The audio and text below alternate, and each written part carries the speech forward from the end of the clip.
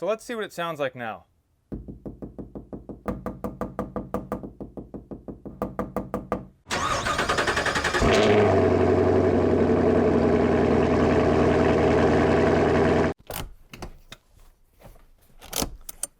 Oh, hey guys, you're back. Except for you, you're new, aren't you? Boy, do I have a big one today, and it might not even end today. It might go on for a time because I am killmatting or sound deadening with Killmat the entire rear end of this Suburban. I know some of you guys have watched the first video where I did the entire front end, and I'll link that down below.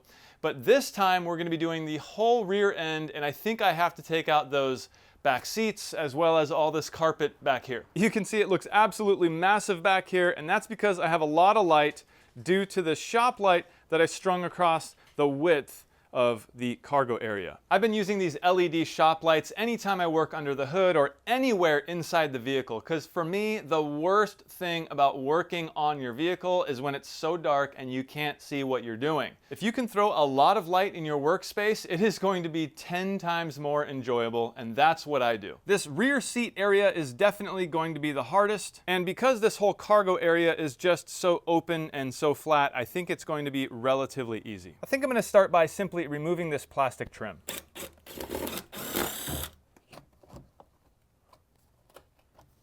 One of the hardest parts for me about jobs like this is trying to not break things like this trim panel here. I got all the screws out, but of course it's attached some special way under here to this thing, so I'm gonna have to kind of look at this and figure out how to get it apart. After figuring this piece of trim out, which was actually pretty easy, there's just these little clips that slide underneath that. Now I'll get started removing these tie-down brackets.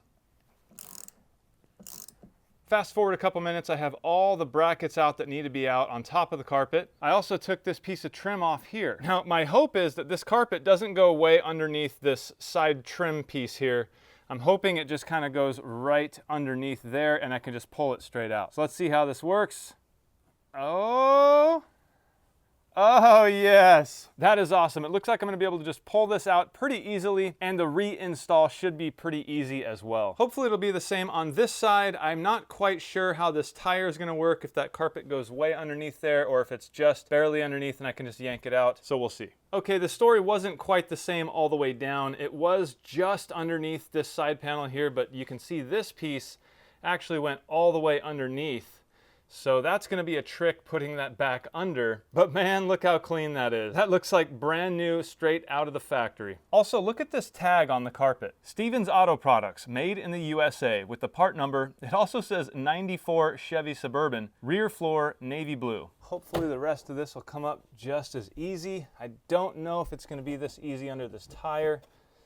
No, that is locked down. As it turns out, the carpet does go underneath this tire, so I'm gonna have to remove this spare tire, remove this piece of trim here, and then hopefully the carpet will come right out. Well, there's that piece. Then there's that. And what, does this tire come out now? Yes, it does. All right, okay, ow. Wow, look at the condition of this spare tire. I believe this is the original tire from the factory whenever this was produced back in '94. That looks incredible. Yep.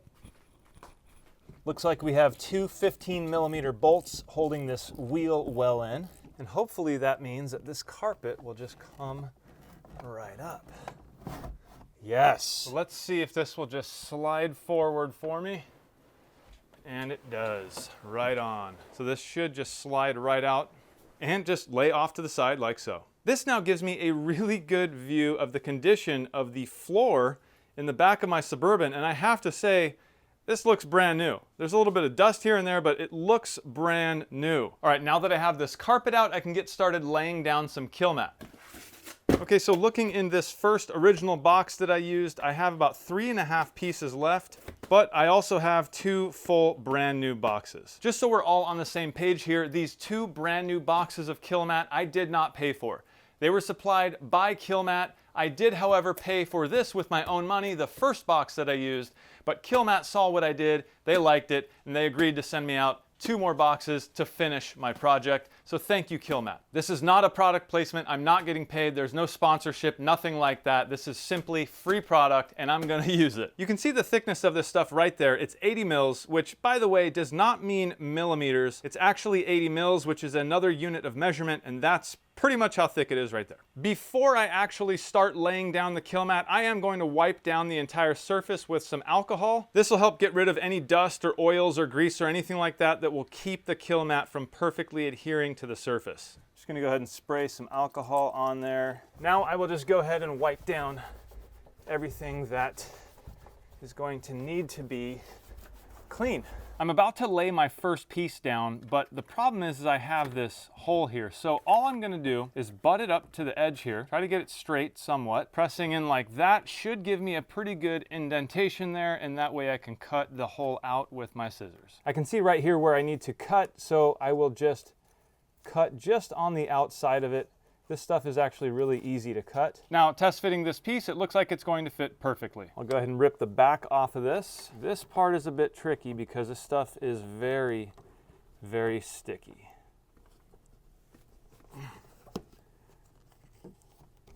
All right. Good. And with that first piece stuck into place, I'm gonna go ahead and roll it out with my roller.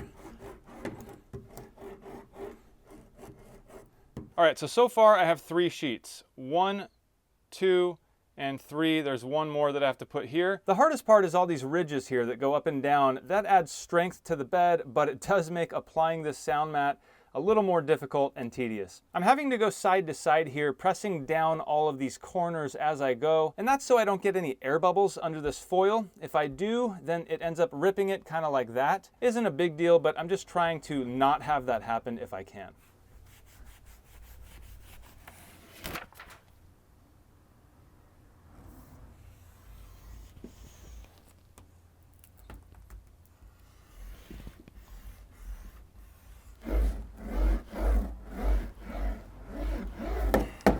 Look at that, I'm done.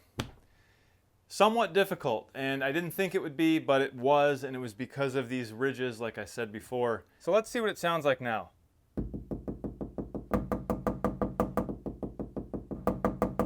Definitely a lot more of a muted sound. And that is the whole purpose of this. I'm trying to mute the sound coming through the sheet metal of the bed of this vehicle. Basically, as you drive, you know, whether it's the road, whether it's the vibrations from hitting bumps and stuff like that, whether it's your exhaust, which in my case it is a lot of the exhaust, we're trying to mute the vibrations that make their way through the sheet metal, the thin sheet metal, and therefore make it louder inside the vehicle. So hopefully this will help. Along with what I did up front and in the 2 front doors, I'm hoping that when I put all this back together and take it out for a drive, that I do notice a difference.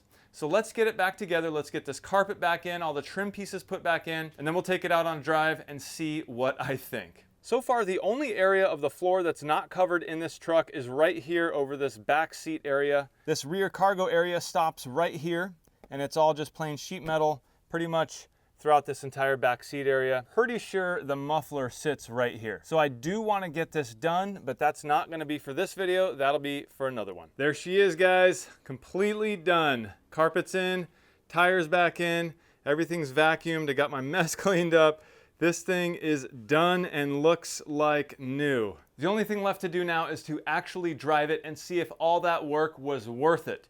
So let's go do that. All right, guys, so I've been driving around for a while now, trying to really listen with my ear if I could tell a major difference between the before and after. I think I do, but I know that there is definitely a placebo effect. After all that work, I want there to be a difference, so I'm kind of convincing myself that there is a difference.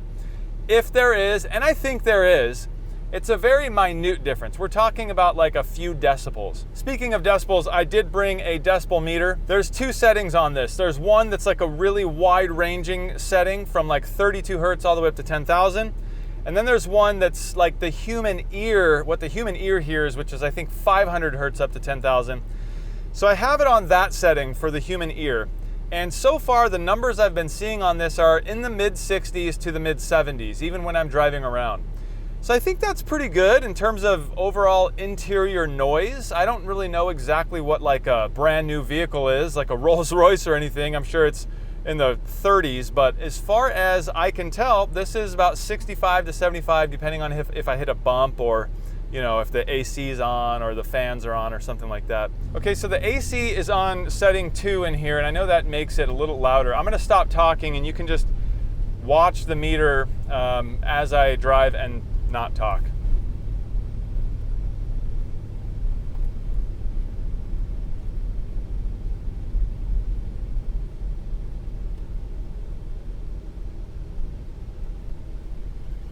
I've now turned the AC off, and we're going to see what kind of readings we get as we drive around with no AC.